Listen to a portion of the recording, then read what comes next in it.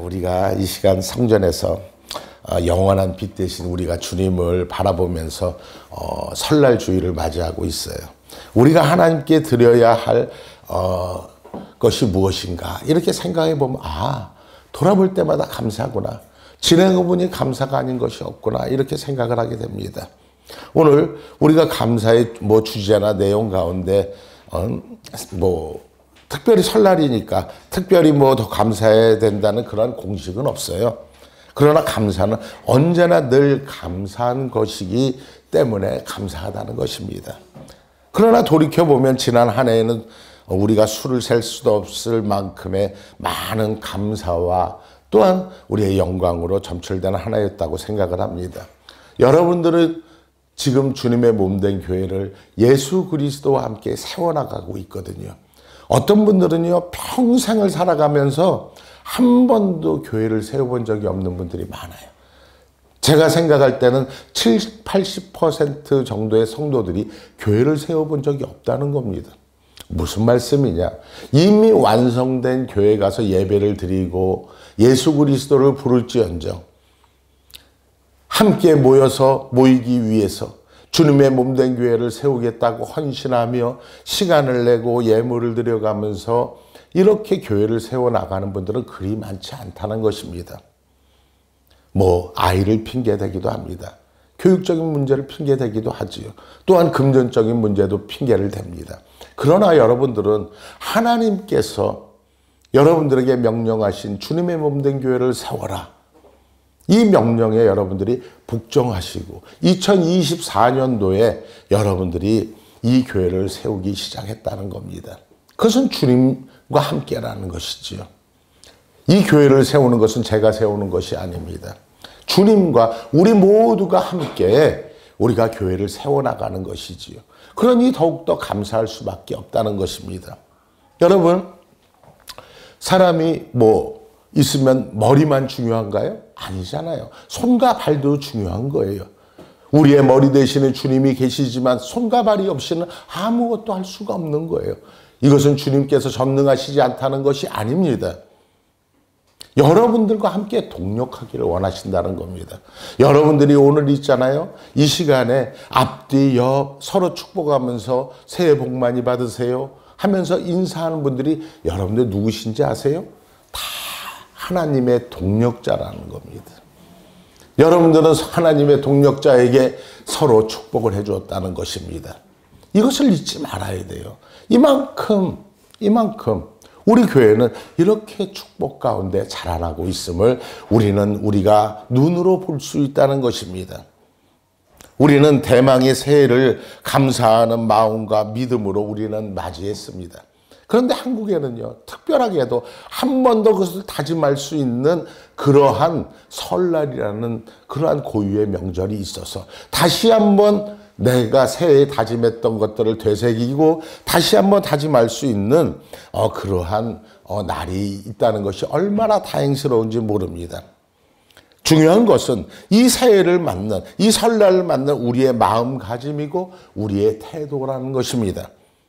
달력은 바뀌고 해는 바뀌지만 그 마음이 바뀌지 않으면 아무 의미가 없기 때문에 그래요. 여러분, 어떤 공산주의자가 있었는데요. 미국에서 그 뉴욕에 있는 그 콜럼버스 광장이라는 곳이 넓은 광장이 있었는데 여기서 사람들을 모아놓고 공산주의를 찬양하는 연설을 했어요. 이렇게 연설을 합니다. 공산주의는 인간에게 새로운 옷을 입혀줄 수 있습니다. 이렇게 얘기를 하는 거예요. 그런데 그 연설을 듣고 있던 기독교인 한 사람이 다시 나와서 말을 합니다. 여러분, 예수 그리스도는 그 새 옷을 입을 새 사람을 만드십니다. 이렇게 말하는 거예요. 여러분, 옷을 입는 것이 중요한 것입니까? 옷의 본체인 내가 변하는 것이 중요한 것입니까? 여러분, 새 옷보다도 새 사람이 되는 것이 더욱더 중요하다는 것을 우리는 잘 알고 있다는 것이지요. 제 아무리 여러분 값비싼 새 옷을 입어도요, 도둑놈은 도둑이에요. 아무리 있잖아요, 명품을 갖다 처발라 입혀놓는다 할지라도 강도는 강도예요. 사기꾼은 사기꾼이에요. 새 옷을 입는다고 도둑놈이 주인 되는 거 아니에요. 사기꾼이 새 사람이 되는 거 아니라는 말이에요. 우리의 잘못은 바로 거기에 있는 것입니다. 옷만 갈아입으면 된다고 생각하는데 문제가 있다는 것입니다. 여러분, 그래서 사도 바울은 이렇게 얘기했잖아요. 새 사람을 입으라. 새 사람을 입으라. 오늘 또 우리가 읽었던 이 본문 131편은요. 이 다윗의 시인데 이 시인의 소박한 열망을 우리에게 소개해 주고 있습니다. 그것은 바로 이 다윗의 삶의 다짐이기도 하고 소원을 오늘 본문에서 말하고 있다는 것입니다. 그 내용을 살펴보면요. 첫 번째로 이렇게 말합니다. 겸손하게 살겠다고 다윗은 소망합니다. 1절에서 시인 다윗은요. 여호와여 내 마음이 교만치 아니하고 내 눈이 높지 아니하오며 이렇게 말합니다. 여러분, 이 시를 쓴 다윗이 이 시를 썼을 때는 그가 골리앗을 물리치고 막 이랬던 어린 시절이 양치기 때의 소년이 아니었습니다. 이는 이미 왕이 돼서 이 나라 이스라엘이라는 나라를 갖다가 통치하고 있을 때 그런 때에 다윗의 다짐이라는 것입니다. 그래서 중요한 거예요. 최고의 통치자인 왕으로서 자신이 그 왕으로 재위하는 동안에 읊었던 시라는 것입니다. 그런데 여러분 다윗은요 하나님을 향해서 내 마음이 교만치 아니하며 내 눈이 높지 아니하며 라고 자신의 겸손을 고백하고 있다는 것입니다. 여러분, 겸손이라는 것은요 내적인 것이고 인격적인 사건이에요. 겸손은요 자포자기나 체념이 아닙니다. 어떤 사람들은 겸손한 것을 보고 아, 저 사람은 포기했나 보다. 겸손이라고 생각하지 않아요. 여러분, 겸손이란 말은요 원래 이런 말이에요. 누르다, 누르다 이거예요. 낮추다, 괴롭히다. 그런데요 누구를 누르고 누구를 낮추고 누구를 괴롭히는 건지 아세요? 바로 자기 자신을 누르고 낮추고 괴롭힌다는 것을 의미하는 것입니다. 그것이 겸손이에요. 다시 말하면 겸손이라는 것은 나 자신을 누르고 나 자신을 낮추고 나 자신을 괴롭히는 그러한 싸움이 바로 겸손이라는 것입니다. 내가 하나님의 그 앞에서 얼마나 죄인이고 얼마나 무가치한 존재이고 얼마나 잘못한 것이 많은 사람인가를 깨닫게 되는 필수적인 요소 중에 하나가 겸손이라는 것입니다. 겸손의 부피는요 많아져야만 되는 거예요. 그래서 영국의 신학자 퓰리처라는 사람은 이렇게 말합니다. 어떻게 하면 위대한 사람이 될 수 있습니까? 하고 질문을 하니까 이 퓰리처가 이렇게 대답합니다. 만일 그대가 영국에서 가장 보잘것없는 사람이라고 생각할 수 있다면 하나님은 반드시 그대를 들어 써주실 것입니다. 여러분, 겸손한 자만이 하나님께서 들어 써주시는 줄 믿으시기 바랍니다. 겸손한 자만이 하나님께서 축복해 주시는 줄 믿으시기 바랍니다. 주석가 베이컨은 이렇게 또 말합니다. 인생은 계단과 같다. 위로 올라가면 하나님을 알게 되고 밑으로 내려가면 자신을 알게 된다. 여러분, 우리가 취해야 할 겸손한 삶의 태도는요 다른 데 있지 않습니다. 우리의 주인 되시는 우리 주님을 높이면 우리는 낮아지게 돼 있습니다. 우리는 겸손해질 수가 있는 것입니다. 모든 것이 주님께로부터 말미암았으며 주님께 돌려야 하고 주님이 받으셔야 된다는 것을 믿고 사는 것이 바로 최고의 겸손이요 겸손 중에 겸손인 줄 여러분들이 믿으시길 바랍니다. 그리고 두 번째, 2025년도에는 우리 욕심을 버리자고 과욕을 버리자는 겁니다. 1절 끝에 보면 이런 말씀이 나옵니다. 내가 큰 일과 미치지 못할 기이한 일을 힘쓰지 아니하나이다. 이렇게 말합니다.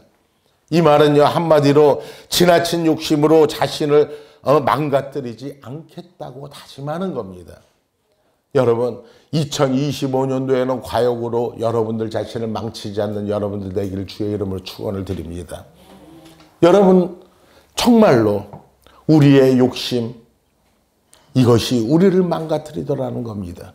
우리의 과욕이 주님을 떠나게 만듭니다. 우리의 욕심이 교회를 떠나게 만듭니다. 우리의 욕심을 통해서 우리 가정을 떠나게 만드는 거예요. 사람을 떠나게 만드는 거예요.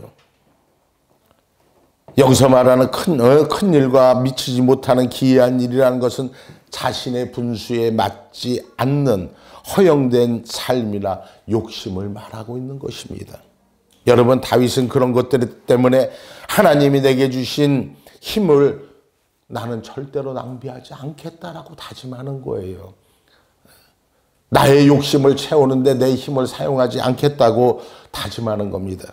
여러분, 사람의 일생 동안 쓸 수 있는 힘은요, 제한이 돼 있더라고요. 수명 자체도 제한돼 있어요. 그 힘과 생명을 여러분 절대로 헛된 데 낭비하지 않는 여러분들 되기를 주의 이름으로 축원을 드립니다. 돈은요, 매우 필요한 것입니다. 굉장히 필요해요. 그 돈을 벌기 위해서. 그런데 과욕을 부리잖아요. 그럼 결국 그 돈 때문에 인생을 망치게 된다는 사실을 우리는 잊어서는 안 된다는 것입니다. 여러분, 시간도 건강도 물질도 올바로 사용할 줄 알아야 되는 거예요. 노력하고 힘을 다해서 우리가 최선을 다해서 살아가되 욕심은 버려야 한다는 것입니다. 그리고 세 번째로 평안한 마음으로 우리는 살아가야 할 것입니다. 2025년도 한 해에는 여러분들에게 주님께서 주시는 그 평안이 여러분들에게 임하기를 주의 이름으로 축원을 드립니다. 2절을 보면 이렇게 말합니다. 실로 내가 심령으로 고요하고 평온케 하기를 젖된 아이가 그 어미 품에 있음 같게 하였나니 내 중심이 젖된 아이와 같도다. 이렇게 말해요. 여러분, 아기의 최대의 요람은 어디예요? 바로 엄마 품이잖아요. 그렇죠?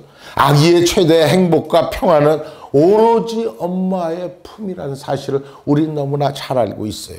바로 그곳에 평안이 있고 행복이 있음을 우리는 너무나 잘 알고 있다는 것입니다. 그래서 다윗도 알아서 이렇게 고백하는 거예요. 나는 하나님의 품, 하나님의 품. 거기서 젖된 아이처럼 행복하고 평안을 찾겠노라. 젖된 아이와 같은 그러한 심정으로 하나님의 품에서 나는 평안을 찾겠다라고 고백을 하고 있습니다. 자신은 젖된 아이와 같다라고 이렇게 표현을 하면서요. 하나님 품으로 가기를 소망하는 것을 우리는 볼 수가 있습니다. 그래서 다윗은요, 시편 17편 8절의 말씀에서 이렇게 말합니다. 하나님의 품을 주의 날개 및 그늘이라고 말하고 있습니다. 주의 날개 그늘. 그래요. 우리는요, 주의 품, 그 날개 그늘에서 쉬고 평화를 찾고 평안을 추구할 수 있는 우리가 되어야 한다는 것입니다. 그럴 때 우리 2025년도 한 해가 우리에게 평안한 모습으로 나타나다라는 것입니다. 그래서 주님 안에서 그 날개 아래서 평안을 누리며 금년 한 해를 우리 살아가기를 원합니다. 그래서 여러분들과 제가 주님의 명령을 받은 자로서 이 주님의 몸된 교회를 복된 교회, 부흥하는 교회, 기적이 나타나는 교회, 은혜의 교회, 감격스러운 교회로 함께 세워나갈 수 있으면 좋겠다는 것입니다. 자, 그러기 위해서 여러분, 우리는 영원히 하나님을 바라보면서 살아야 한다는 것입니다. 3절의 말씀에 보면 이렇게 말하고 있습니다. 이스라엘아, 지금부터 영원까지 여호와를 바랄지어다. 여러분, 우리가 2025년도 한 해 동안에 다른 것 보지 아니하고 우리가 여호와를 바라보면, 여호와를 소망하면, 주님만을 소망하면 우리 교회는 참으로 기적과 같은 부흥의 역사를 경험할 것입니다. 교회가 기적과 같은 부흥의 역사를 경험한다는 것은 여러분들 한 사람 한 사람도 기적과 같은 역사를, 기적과 같은 부흥을 여러분들 또한 경험할 수 있다는 것입니다. 여러분, 교회가 부흥하면요, 내 가정이 부흥합니다. 내 가정이 부흥하면요, 내 자신이 부흥한다는 것입니다. 나의 필요한 것들을 채우는 방법은 다른 데 있지 않습니다. 내가 부흥하면 되는 거예요. 내가 부흥하기 위해서는 가정이 부흥하고 교회가 부흥해야 되는 것입니다. 이것을 잊지 말아야 합니다.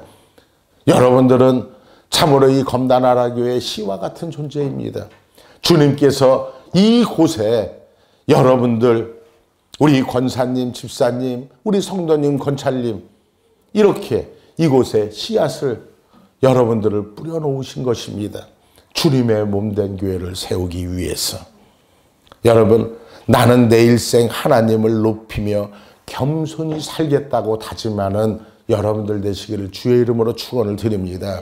헛된 일에 나의 건강과 정력이나 소유를 우리 낭비하지 마십시다. 그리고 하나님의 그 품속에 살면서 젖 먹고 난 그 어린아이처럼 평안하고 행복하게 살아가기를 소망하는 한 해 되기를 원합니다. 이스라엘아, 내가 그렇게 살기로 한 것처럼 너희도 그렇게 살기를 바란다. 주님은 그렇게 말씀하십니다. 다윗은요, 통치자로서의 바람을 그들에게 피력했습니다. 우리 또한 서로가 서로에게 이렇게 살기를 권할 수 있는 그러한 오늘 하루가 되었으면 좋겠습니다. 여러분, 바란다는 것은요, 원한다는 것을 말하는 것입니다. 바란다는 것은 소원하는 것을 말하는 것입니다. 그래서 다윗은요, 이스라엘아, 영원까지 여호와를 바랄지어다. 여러분, 저와 여러분은 내 목숨 다하는 그 순간까지 오로지 여호와를 바랄 수 있는 믿음으로 살아갈 수 있는 여러분들 되시기를 주의 이름으로 축원을 드립니다. 영원까지 바라면요, 내가 누릴 만족과 행복도 영원까지 계속되는 거예요. 여러분, 새해 태양이 이미 밝았지만 또다시 한 번 더 우리에게 기회가 왔습니다. 새해 태양이 다시 밝아옵니다. 겸손하게 한 해를 살아가는 여러분들 되시길 주의 이름으로 축원을 드립니다. 욕심을 버리고 살아가는 여러분들 되시기를 주의 이름으로 축원을 드립니다. 평안을 누리며 하나님의 은혜 가운데 살아가는 2025년도 한 해가 되기를 주의 이름으로 축원합니다. 영원히 하나님만을 바라보며 하나님께 쓰임받으며 살아갈 수 있는 여러분들 되기를 주의 이름으로 축원을 드립니다. 우리 교회의 부흥을 위해서, 또한 나의 가정의 부흥을 위해서, 내 개인의 부흥을 위해서 날마다 힘써서 최선을 다하는 귀한 삶을 살아가는 여러분들 되시기를 주의 이름으로 축원을 드립니다.